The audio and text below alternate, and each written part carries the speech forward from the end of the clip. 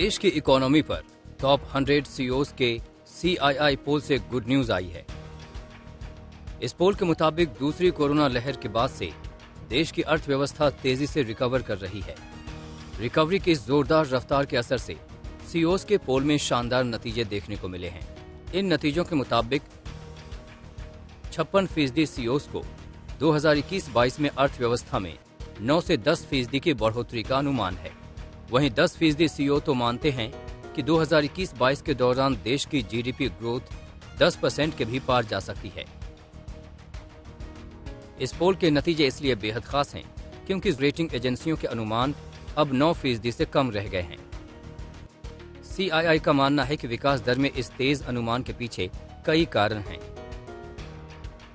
इनमें शामिल हैं सरकार का सार्वजनिक कार्यों पर जोर देना, लिक्विडिटी को बढ़ावा देने के लिए समय पर दखल देना, हाल के दिनों में कारोबार से जुड़े नियमों को आसान बनाना, उत्पादन से जुड़ी प्रोत्साहन योजनाओं समेत कई दूसरे बड़े और साहसिक सुधारों को लागू करना।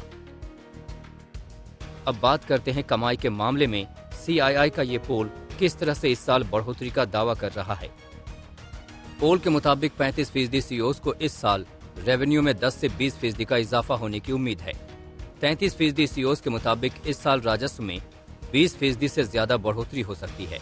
35% ने ग्रोस प्रॉफिट में 35% से ज्यादा इजाफे की उम्मीद जताई है, तो 17% ने कहा है कि ग्रोस प्रॉफिट 10 से 20% के बीच रह सकता है। हालांकि इस पोल में शामिल कई सीईओ ने चिंता जताई है कि ओमिक्रॉन वेरिएंट सर्विसेज और प्रोडक्शन सेक्टर पर असर डाल सकता है।